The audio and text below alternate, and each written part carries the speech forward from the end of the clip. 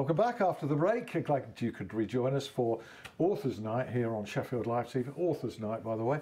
Yeah. Danny Hall, soon to be author of a book on Sheffield United. He's one of our own. Daniel Gordon, he's one of Sheffield Wednesdays with a couple of Owls books to his name.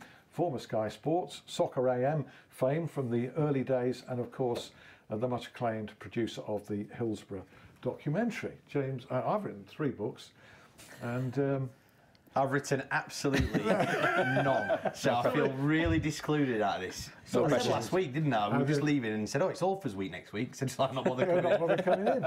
Have the week off, James. You've got a big part to play because apart from all the events in various sports going on around the city, you're very close to the cricket scene, and I'd be very interested to know your take on the ball-tampering episode in South Africa involving Australia. Absolutely. I think we've all got opinions on that. Shall we start with that? Half? Why not? Shall we kick off with that? I'll tell you what. We'll come to it after we've looked at the Owls and Blades fixtures over the weekend, because we've got a busy Easter programme, weather permitting. I never thought I'd say that before an Easter programme. Sheffield Wednesday v Preston, that's the game I'm doing tomorrow. And then Sheffield Wednesday at Sunderland on Monday. I believe you'll be at both these. I'll be at both, taking the kids to both. And a nice weekend in Newcastle for them. Yeah, lovely. They can't wait. You're not going to spend a weekend in Sunderland then? No, You're going it's strange to Newcastle, that, isn't it? And then commute in. Yeah. And I've got Sunderland friends, so I can't say why we're going to Newcastle rather than Sunderland, but you know. I can imagine. Yeah, I can work it out, I think. Do you feel a little bit more relaxed? Most Owls, following the victory at Leeds, which was, one win has changed everything, isn't it? But to be honest, 2 players coming back into the team has changed everything. Yeah. And we just wait. I mean, apparently, Fernando might be coming back, and a couple of others, in the squad, and suddenly like, oh my God, we might even have a team. Yeah. And we've always got. The thing is, though, that there's whichever 11 are put out on the field should be good enough to play for Sheffield Wednesday, and that's been the disappointment this season. That actually they should have the been, 11 but they haven't been. And they haven't been. So whether whoever's injured, you can't really moan. They've got the badge and they should. But even with a full complement start of the season, they weren't pulling up any trees. No, they weren't. No, full complement, absolutely not. They should have been shaken up last summer, and that's to come. Yeah, well, how necessary is that? Well, I mean, you go back 2 years, 3 seasons, and they were paying out the skins most weeks and got to the playoff final within a whisker of the Premier League. Although on reflection, didn't necessarily deserve to go up that season. It would have been great to go up, but maybe didn't deserve to go up. And last season was although we finished higher, was a huge disappointment in terms of the playing style. This season even more so. And the United game was. The home game was just horrific. To watch that game and think, how can the players and management not really understand what this game's about, which is bad enough, and then to see the opposition, can't even mention his name, the manager, get it completely right. That's embarrassing. I disagree. I thought it was fantastic, actually, that game. But, it was awful. I've seen far worse. However, the 0-0 victory at Bramall Lane was far better, and at least it was one of those. At least they put shift in. Yeah. In terms of the players available to us aren't necessarily the best 11 we've got, but they were the best 11 on the day. So, but it's amazing what a lift. The win at Leeds, and it's Leeds, obviously, and just having some players back, and they're on the horizon that more will come back. Bannon Hutchinson, now Forestry area. Wouldn't expect him to start tomorrow, but he's quite likely to be on the bench, you'd have thought. Yeah. That's a symbolic thing almost. It just absolutely. Keeps there. And it will lift everyone. And knowing Wednesday, obviously, we'll have a 3-0 defeat or something because everyone will be lifted, and then... They're a good team, Preston. They really are. A good Play team. good stuff. Alex Neil's doing a good job, so it's a really difficult game. But the mood has changed. The mood's changed, and the thing that... It was funny because I asked my daughter whether she wanted to go to Sunderland, and she did the old, well, they're rubbish, we're bound to win. And I was let's sit down, have a little chat about football. And what's actually going to happen? The facts of life. Yeah, completely. And again, that no one can be sort of overconfident going to Sunderland just because of the run that they're on. But you would expect us to get something. But it wouldn't surprise me if we had a horrific performance on tomorrow against Preston, and then a really good one, or the other way around. But whichever. Ideally, 2 great performances, 6 points. Yeah, do United a favour as well by beating the boys tomorrow. So I'll take the defeat tomorrow. There's the extra it's fine. United will blow it themselves. That's well said, Dan. I mean, there is a Dan, by the way, 2 Dans. That's shocking. Neither of us fit. I know. First down and second down. Need a third down. I know, yeah. Not even a middle now. I can't even go out on that front. nor me. Sheffield United at Brentford, which I've always had marked down as a really potentially very difficult game. Yeah. And then at home to Cardiff. It's a good couple of games. I mean, you know, Chris has said quite a few times, these are the type of games that you're in the division for. You know, people talk about looking at the fixture list, or Cardiff, tough game coming up. You know, we've had 6 years of playing the likes of Southend and Rochdale and you know, teams like that. These are the kind of games that you should kind of, you know, relish a little bit. You know, absolutely. The Cardiff one especially. Especially, yeah, with Sir Neil coming back as well. Yeah, but, he'll get a good reception, won't he? I mean, I'm not sure. Yeah, it is very much almost. I reckon you could probably cut them about 50-50. Yeah. Do you really? Yeah, honestly. Yeah, it's a strange one. It's not a mixed bag when he comes back to Wednesday. No. He absolutely loves that, though, that's the thing. He prefers that. Yeah. You know, the Wednesdayites miss the boat every time. They should applaud him politely. He'd hate that. He'd find a way, though, wouldn't he? He'd find a way to win. Do you really think it's 50-50 for Neil? Honestly, yeah.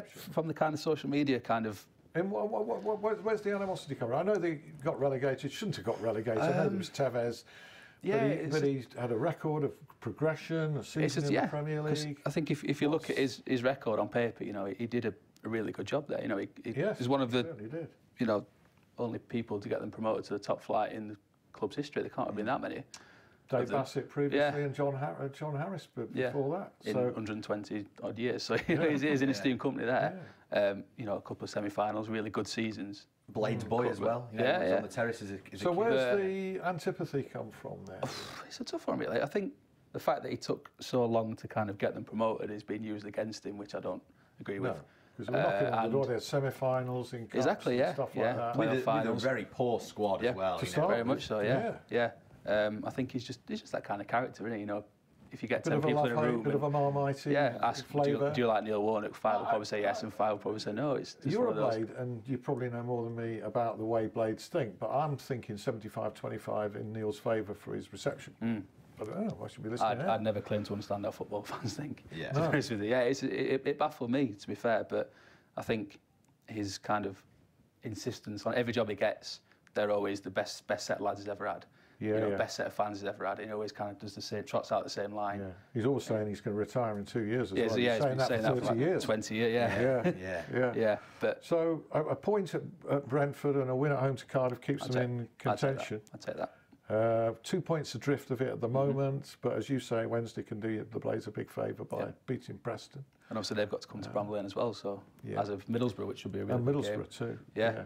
Cardiff have got a tough run in themselves. You know, they've got. I was talking to a Fulham fan the other day, and they were saying, "Oh, Cardiff." I'm saying, "Cardiff are up, aren't they?" And he was going, "They're not, because they've got pretty much the whole top 6 in the next few games." And tough for them. So it's a big game for them as well, as much as it is for us on Monday. This layoff between fixtures with that game at Derby being off has given Cardiff, I think, a 17-day gap between fixtures, which is not what you want when you've won 7 on the bounce, which they'd done. But even looking at the job he's done there, I mean, Fulham are by far and away the best side that I've seen at Bramall Lane this season, and to be ahead of them. Any team who's ahead of them has done well. He's done very well. As usual, he makes a little go a long way. Neil, with his transfer dealings. He's they came up in Chris's press conference yesterday. Chris made a point that £6 million on Gary Medine is not exactly swimming in poor waters. No, so, 6 million. No. True, but then if you look at the rest of the squad, you've got Nathaniel Mendez-Lang played for the Blades. He just nothing footballer really, nothing, and he seems to get the best out of everyone, doesn't he? He's good. I'm completely lost because you're talking about top 6 something or other, and I've stopped looking at that area of the table in September. I was like 2 points adrift of who? I've no idea. I've genuinely no idea. Daniel, you could have had Neil Warnock managing the Owls. No way, absolutely no way. And that's why he didn't get the job. It was definitely on. Well, that's what everyone said, and I was like, well. I'll be one of those. Like, well, you were one of those. I can't. I'm not tearing it up. I just wouldn't use it. It's just like I cannot go and watch a team of mine managed by Neil Warnock. You said the name. I didn't believe he was. Well, because we're live, I can't say the name that we know him by. No, that is true. Yeah. Would that be the case even if they were second in the league, like Cardiff? You can. Yeah, I would. Yeah. I genuinely, I'd rather have someone that manages the club who genuinely cares about the club rather than an ill someone or other. You can say Colin. Yeah, Colin's all right. I could say Colin. Leave Colin alone. I know that Phil through the glass was hovering there over the Bieber. he was wondering what I was going to say there. We're going to come back to Danny's book shortly, and we will get to some discussion about cricket. Yeah, is it cricket? Well, it's not cricket. Is it? Just not cricket. It's not cricket. Just not cricket at all. What else No, is going we'll on? talk about. Well, we've talked about what Wednesday and the Blades are doing. So we'll talk about non-league. Sheffield FC. They've got Cleethorpes this week, and they're going for 3 straight wins. Our club as well. It's a bit of an upturn in form because they were struggling a little bit before They sacked that. the manager, didn't they? Yeah, they did. Got a new manager. Well, they've got caretaker managers. Yeah, just coaches and stuff. Yeah. I think taking it and doing really well. 3 straight wins this weekend if they can beat Cleethorpes at the Coach and Horses. Hallam FC, they're on a 6-match winning run. Fantastic stuff. 6. They're into 6th. They're into the playoff spots. Got a bit of a cushion as well because they've got some games in hand over the teams below them. They're not going to climb much further up the table because the points difference is so far away. But they've got Knaresborough, who are actually top of their league at Sandygate on Saturday. All under 16s, getting free as well if they come with an accompanying adult as well. So that's a good thing to do. Bank holiday Saturday. Dronfield Town, I think, have got free admission Brilliant. this weekend. It's a good weekend because you get the league clubs playing Friday, Monday. I'm out of Saturday, sync with Sunday. this. It's a good place to go. I'm out of sync with this, but I saw a tweeter because I've been away for a couple of days. I'm sure Dronfield Town have got. You carry on and I'll check it. I'll check it. Yeah, you can do a plug Yeah. for Dronfield Town. Why I'll not? check it, yeah. Sheffield FC ladies, they've got a week off. They're second in their league as well, flying as well under Carla Ward. While Sheffield FC ladies, they play against Millwall at the Coach and Horses on Sunday. So you could actually have a jam-packed weekend of football if you wanted to. In basketball, Sheffield Sharks, they lost last night when their 3-match winning run in the BBL. The Sharks, they're in 4th actually, which is the last playoff spot to try and challenge for the season-winning trophy, which they've won in the last couple of seasons previously. Mike Tuck as well, friend of the show, and of course the captain of the Sharks. He's actually in Australia representing England for the Commonwealth Games, and yesterday was named as captain of England. Wow, great, so brilliant. Fantastic stuff. Yeah. Hope that they can pull up some trees as well. It'd be great to have him in with a medal round his neck. Hey, let's get the invite in now. Mike, you won't be watching this. Well, you can watch this in Australia. You can get it anywhere on the web. We'll just tweet But the invite is there for when you're back on these shores with a medal. Yeah, that'd be great, wouldn't it? That'd be great. Yeah. We've not had a medal like that in the studio yet. So We've presented Paul Warren with one in honour of Danny It's one Hall. of your old running medals. It doesn't really count, Nick does it? Matthew. It was actually. It looked like a gold medal. It was the nearest to a gold getting in medal. through the snow. Because he got in through the snow. Yeah. Brilliant stuff. The Sheffield Steelers, talking, in ice hockey, they play Guildford away on Saturday. A rare quiet weekend for them as their season sort of peters out into mediocrity. Eagles in rugby league, mediocrity is something they really like at the moment because they've lost every game so far this season. They play Rochdale tomorrow night, aiming to win their losing start to the season. Golf, no Fitzy or Willett this week. They're preparing for next week's Masters at Augusta. We'll be telling you about that on the programme next week. But if you do want to get your daughter or yourself into golf, Aberdale Golf Club are running Girls Golf Rocks. It's the only place in South Yorkshire you can turn up and have a free taster session of golf. No equipment needed or previous experience. Just get in touch with Tom Perry or Gareth Davis up there. It's a really friendly place to get into golf. Maybe you're thinking, well, if you go and watch the Augusta Masters next week, you'll definitely be inspired to pick up a golf club, I'm pretty sure of that. So that's Aberdale Golf Club, little plug for them. And having tampered with these notes as well, finishing off with some cricket, England are aiming to bounce back from their crushing defeat to New Zealand last week. Of course, Sheffield's Joe Root is the captain of England. They're aiming to level the series, and that starts at 11 o'clock tonight, our time. So a bit more sociable. You can watch the first hour or two.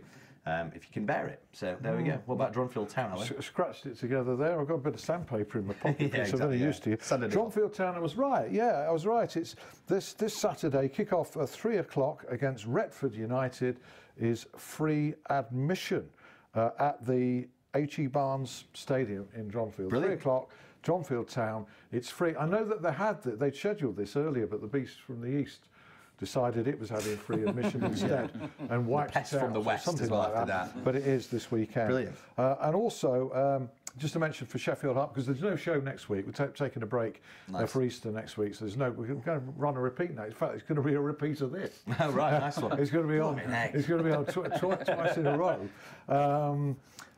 So good luck to everybody who's taking part in the Sheffield Half Marathon, which is a week this Sunday. I'm looking. Are you taking part? I am. I'm looking forward to it. And you mentioned Sheffield Eagles there. Keith Senior usually does it. He did it last year. I remember he did it embarrassing time compared to me, or I did an embarrassing time compared to him. He was waiting for me. He'd showered and everything. In the bar. He was waiting for me. With a pint. Do you know, I did the half 5 years ago, and I did until I went out on the starting line. The longest I'd ever run was 5 miles. Great, really good training. And and I was lining. It was where we started. Don't try this out. We started off on the starting line at Don Valley. It was Don Valley Stadium, and the Bradfield the brewery bottle was next to me, and the guy ran in his bottle like that. Yeah. And as we got to Ecky Road, which was the halfway mark, I saw him running towards me, and I was like, he's a mile ahead of me. At the halfway stage, a beer bottle is a mile ahead of me. Yeah. And I was really fortunate. I ran with 2 of my best mates who basically carried me the rest of the way. And as I came to outside Don Valley, there was still a mile and a quarter to come, and the beer bottle had come. It was under his arm, so I could see his face. He got his finishing medal, and he finished an hour or something ahead of me, running like that inside a beer bottle.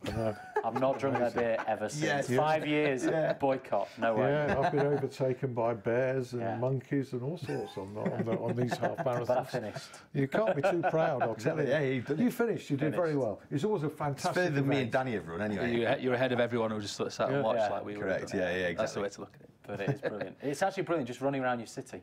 Yeah. And running around the streets. This is a better route. Closed for you. A more challenging route, Yeah, but a better one. More picturesque up in the hills. Fantastic. Brilliant. So that's a week on Sunday. Good luck to everyone in that. Cricket now. We're all cricket fans, aren't we? We've all been following this incredible story. Steve Smith today, the former Australia cricket captain, as he deserves to be, former Australia cricket captain, in tears at a press conference. Did any of us feel any sympathy or compassion? No, not at all. Straight in there. Not at all. I did a little bit, to be fair. I did a little bit myself. I was surprised and I was annoyed with myself that I felt a little bit with yourself, Dan? Well, I think from making films retrospectively, years after the event, and then you go and find out into the people's lives and what goes on in their lives that takes them to certain moments. Yeah. You start having a lot more sympathy than you did have at the time. So while your reaction might be like that now, when you know maybe what it's going, I mean, the thing that really staggers me is how do you think you're going to get away with it? Yeah. With cameras everywhere, but something will have gone on that brought them there, which in 10, 20 years' time, someone will make a film about it. Yeah. But so I always think, no, maybe. Yeah. I always think, don't. Very much so, productions. Your immediate reaction is always to judge, to have an opinion. No, should be banned from the game. Should never do that. Da, da, da. But actually, when you sort of take a little step back and just have a little think about whatever it is, but you have sympathy, but you still you got caught. That's the thing. It is possible. Almost people have either been like Greg, he should be banned, or I feel it is possible to think what they did was wrong, but also feel a little bit of sympathy for the both of them. I think you can kind of conflate the two a little bit. Obviously what they did, no one's going to. Where I feel sympathy for is the abuse, is the stuff that his family will have to go through, who would obviously nothing to do with it. That's where the sympathy comes from. Him sitting there blubbering in front of a few reporters at an airport when he's just landed home. No, I'm sorry. Just because what he's done was bad, and then it's the holier and thou attitude. They've almost tried to enforce the rules themselves from their sort of high chair in the press conferences after the matches they've been playing. Having a go at Rabada and in the South Africa earlier on in this series, which has been a great series anyway. Apart from this, now overshadowing it. Great series, but there's looking down on all the other players. They shouldn't be given this kind of abuse. They're behaving in a terrible way and all this, and then they're doing that. And then sort of trying to bat it off. That original press conference afterwards wasn't brave at all. He had to go out in front up, and they still tried to. It's nothing. It won't happen again. It was calculated. He didn't realise. It was barefaced calculation. That first confession, wasn't it? And I just think even at that point, after he'd been caught, he still wasn't that remorseful. And I just think, now his world's come crashing down. Fair enough. Bancroft still lied, didn't he? He still came out in the press conference after the game and said it was taped, but it wasn't. Misled the umpires. All these kinds of things. It's still. You also think with the culture that they've developed, which has got to change and will now change, what the Aussies would have done had it been an England captain or player in tears. Just imagine how they would have turned on him. and how they would have used that to psych out England, wouldn't Yeah, of course they would. No mercy whatsoever. Of course not. I mean, you see what people are saying to them. Michael Vaughan on Twitter. I mean, Vaughan, I think, is probably being perhaps a bit more vocal than your average person. Slightly. But I think the comments under there are just absolutely appalling. And you think, well, I don't really see the same kind of thing going on towards these guys. It's kind of not justified. You don't want personal abuse towards family or friends or whatever. But it's just.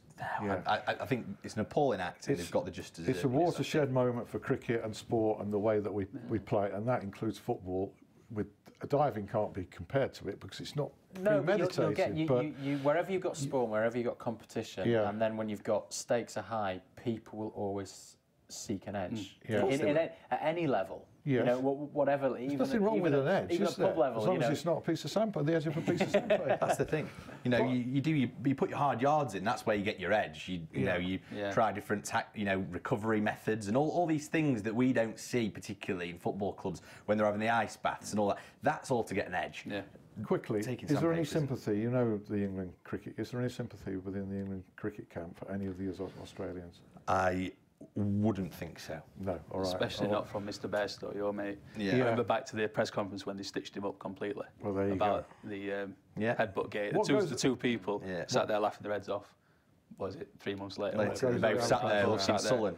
Let's have a quick look at some pictures from Danny Hall's book, forthcoming book on Sheffield United. No, I haven't forgotten. You were hoping I'd forgotten. Yeah. There we are on stage. MK, kind of, at MK. Milton Keynes bonds away in half time in the concourse, and obviously there's beams across the stand. Yeah. So a couple of lads have had to get up and have a bit of a sing song. A couple of people. That's a lad who at Northampton, I think it's Paul from memory. When they scored the goal that took them up, he's ran from the away end straight to Chris Wilder in the dugout, giving him a hug. This is Northampton as well, isn't it? The pitch is cleared. He's still stood there in the dugout, looking around. Yeah. Chris Wilder said he's going to get nicked. So Chris has said to him, "You sit in the dugout, and I'll protect you for like the 2 minutes left of the game or whatever." Right. So for that 2 minutes, he's sat in the Sheffield United dugout with the players getting selfies and whatever, with Chris Wilder and stuff, watching it. Brilliant. Then when they get promoted, everyone runs on the pitch. He goes and joins them. Happy days. What a story for the book that is. Yeah, incredible. Going with that picture. Vertical Editions is the publisher. It's going to be out August time, just in time for the new season. Right, and just quickly, Daniel, what's coming up from Very Much So Productions, apart from the film of the Australian cricket ball tampering? It's one of those where I'm working on a number of projects, can't say anything. And don't be so boring. They won't actually come out for another 2 years. So you can tell us about them. I'll tell about you then. People have long forgotten, but no, we're contractually obliged not to say a word about them. Are they in this country or abroad? They're all over. They're all over. Are these sporting projects? Yes, they're my usual. There's a sports backdrop to the human story. Dramatising famous events, poignant events? Both. Yes. Yeah, keep guessing.